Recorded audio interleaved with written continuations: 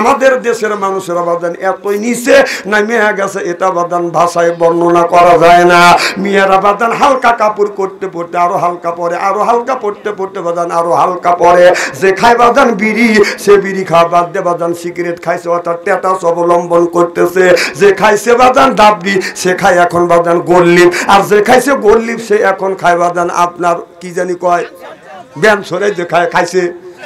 যে খাইছে বিড়ি, সে খায় সিগারেট, যে সিগারেট খাইছে ডাবলি খাইছে, সে এখন গোল্লিপ খায়। যে গোল্লিপ খাইছে ছেড়ে দিয়ে ব্যঞ্জন খায়, যে ব্যঞ্জন খাইছে ছেড়ে দিয়ে গাঁজা খায়, যে গাঁজা খাইছে ছেড়ে দিয়ে বাদান মদ খায়, যে মদ খাইছে ছেড়ে দিয়ে বাদান এখন সে বাদান হিরোইন খায়। সরকন ঠিক কিনে বাদান মানুষ কালো ধীরে ধীরে বাদান আপনার নেশার দিকে অগ্রসর হচ্ছে। আর মেয়েরা যত শিক্ষিত হচ্ছে ততই ব্লাউজের দুল বাদান উপরের দিকে উঠতেছে। আপনার পাতলা পড়তে পড়তে আরো পাতলা, আরো হালকা বাদান পড়তেছে। এইরকম করে গায়ে দেয়, ভিতরে যা গায়ে দেয় সব বাদান দূরফিন ছেড়া দেখা যায়।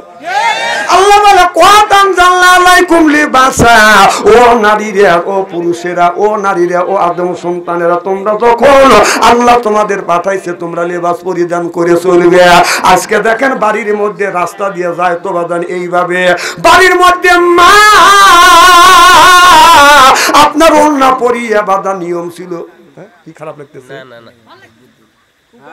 এই দেখেন আর একটা কথা শুনুন, লিবাস বাড়ির মধ্যে বাড়ির মধ্যে ভাবি আছে, দেওর আছে, এরপরে যা আছে ননদ আছে, কথা কল। কিন্তু বাবির বয়স হলো বাদান 25 বছর, দেওরের বয়স হলো বাদান 20 বছর। বাবির বাদান ওড়নাটা পিছন দিকে দিয়ে এইরকম করে সামনে রাখা উচিত ছিল, কিন্তু তা না। বাড়ির মধ্যে বাবি বাদান ওড়নাটা পিছনে দেয়। এই মুড়া হিমালয় পর্বত দেওর দেখতেছে কি? আল্লাহ বললেন কত আনজালনা আলাইকুম লিবাসা, এগুলো তুমি কি করলে? বাড়ির মধ্যে মা সন্তান যদি বড় হয়, মা যখন সন্তান যখন উপযুক্ত হবে, বড় হবে, মা এমন পোশাক পরবে, এত সুন্দর একটা পোশাক বের হয়েছে, একা গায়ে দিলে আপনার এই কোমর পর্যন্ত সর্বশরীর ঢেকে থাকবে, এইগুলো আপনি ব্যবহার করবেন। তাহলে বাড়ির মধ্যে শ্বশুর বেটার বর মুখের দিকে চা থাকতে পারে না, বেটার বর এমন অর্ধউলঙ্গ হয়ে থাকে, কথা কম। ভাবি যদি বারবার যদি দেওয়ারের কাজ দিয়ে দিতে ওড়না সামনের ওড়না সামনের থাপ ওড়না যদি পিছনে দেয়, তাহলে বুঝতে হবে এই বাবির মতলব ভালো না, এই দেওয়ারের চরিত্র নষ্ট করবে। এখন তো ঠিক করবি। এই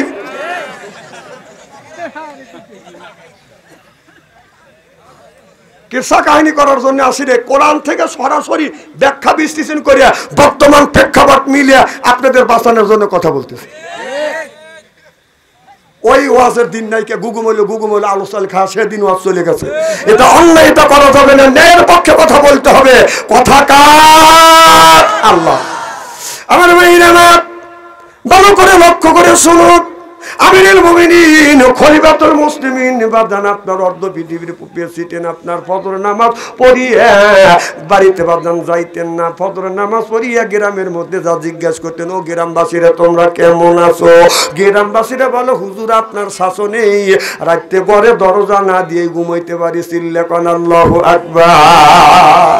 আর আমাদের দেশের যদি বাদান এলাকার মেম্বার হয়, মেম্বার গম ভাঙে বেলা 9টায়, মেম্বারকে যা যদি ডাকা যায়, মেম্বার সাহেবকে বাড়িতে আসা না, মেম্বার সাহেবের বউ বলে ডাকাডাকি করেন না। মেম্বার রাত 3টার সময় আসে শুইছে, তাহলে ও 3টার থেকে উজনটাতে কেউ চুরি করবে গেছিল? হ্যাঁ, অর্ধ পৃথিবীর প্রেসিডেন্ট ওমর ফজরের নামাজ পড়ছে মসজিদে, জামাতে নিজে ইমামতি করছে। সুবহানাল্লাহ, একটু জোরে কর। ফজর নামাজ পড়িয়া গ্রামের মানুষের কাছে জিজ্ঞেস করতো তোমরা কেমন আছো? গ্রামবাসীরা বলো হুজুর আপনার শাসনে ভালো আছি। ওই দিন বাজার বাড়িতে গেছে, যাইয়া বিবি যখন বাড়ির মধ্যে ঢুকছে, বিবিকে সালাম দিয়েছে, আসসালামু আলাইকুম। আমার বিবি আমার সালাম আল্লাহ নবী বলে স্বামী, এ বাবা মুরব্বী জরুরত হলে হেনে মোতা লাগবে,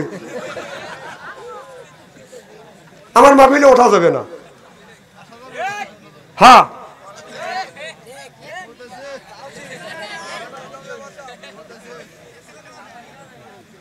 বাড়িতে আমার বিবিকে সালাম। আচ্ছা, এটা বলতেছে হুজুরকে পেশাব করে যাবে, দেবে না, আমি কি নিষেধ করছি নাকি? আচ্ছা, জীবনে তো অনেকদিন ওয়াজ শুনছেন, শুনছেন না?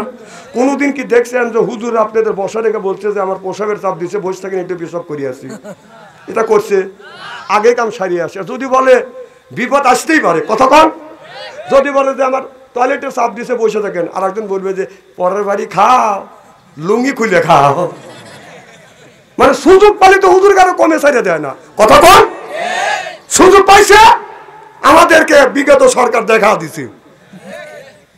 আবার আমাদের পাপিয়া আফা, এই পাপিয়া আফা বলছে হুজুররা ইমামতি করবে, নামাজ পড়বে, কারোর কাছে ভোট চাইতে পারবে না। অথচ বাংলাদেশে গণতন্ত্র দেশ, আপনার যাইলেও একটা ভোট চাইতে পারবে, নিকেরিও ভোট চাইতে পারবে, রিক্সাওয়ালা ভোট চাইতে পারবে, কুলি মজুরও ভোট চাইতে পারবে, মাঠে ঘাটে যে কাজ করে সেও ভোট চাইতে পারবে, এরপরে আপনার ভ্যান চালাবে সেও ভোট চাইতে পারবে, কিন্তু আলেম ওলামা ভোট চাইতে পারবে না। এটা পাপিয়া আফার ফতুয়া। খালি বিয়ে পড়াবো, তাহলে তোমার বিয়ে একবার তো পড়ানো হয়েছে, আমি কার বিয়ে পড়াবো এখন? কথা একটু মাপ রেখে কয়ো। বেবাকের যদি গণতন্ত্র ভরসা আর ভোট দেওয়ার যদি অধিকার থাকে, আলেমদের অধিকার কেন থাকবে না? তুমি এই ফতোয়া দেওয়া কে?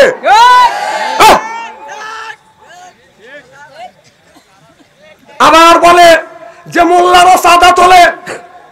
আভা, আপনাকে আমি সম্মানের সাথে কথা বলতেছি, আপনি কোন দল করেন না করেন এটা আমার দেখার নাই, তবে আপনি চাঁদা সম্পর্কে বোঝেন না।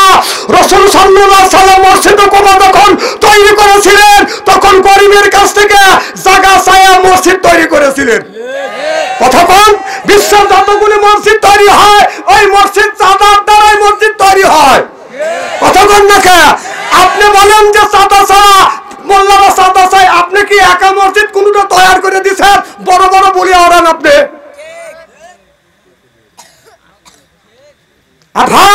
কথা হিসেব করে কয়েন। আজকে আমাদের মতো মোল্লা হারুন ভাইয়ের সাথে আপনার বিয়ে পড়া দিছে থেকে আপনি তার হালাল হয়েছেন, সে আপনার হালাল হয়েছে। আলেমের বিরুদ্ধে কথা বলেন না।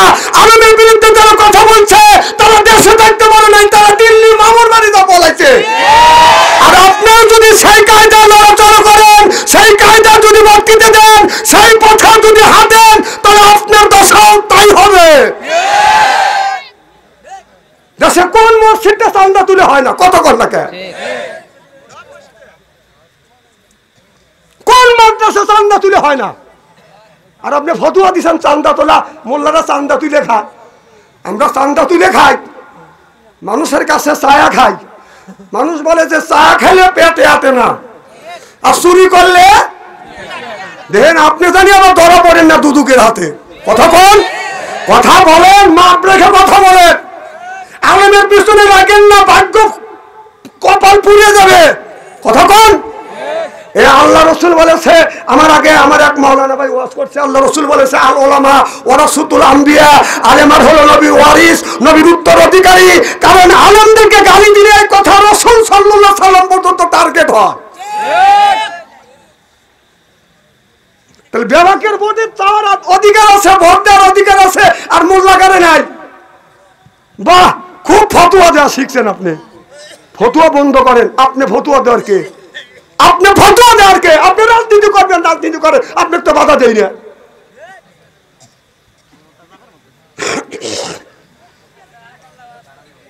খুব খারাপ লাগতেছে মনে হয়, তাই না? আমি কি কোন দলের বিপক্ষে কথা বলতেছি? যে বলছে দলে তারও লোক আছে। আমার ভাইরা, আমার মুসলমান ভাইরা, হযরত ওমর রাদিয়াল্লাহু তাআলা আনহু বাদান আপনার নামাজ পড়িয়ে গ্রাম দিয়ে ঘুরিয়ে বাড়িতে যাইয়ে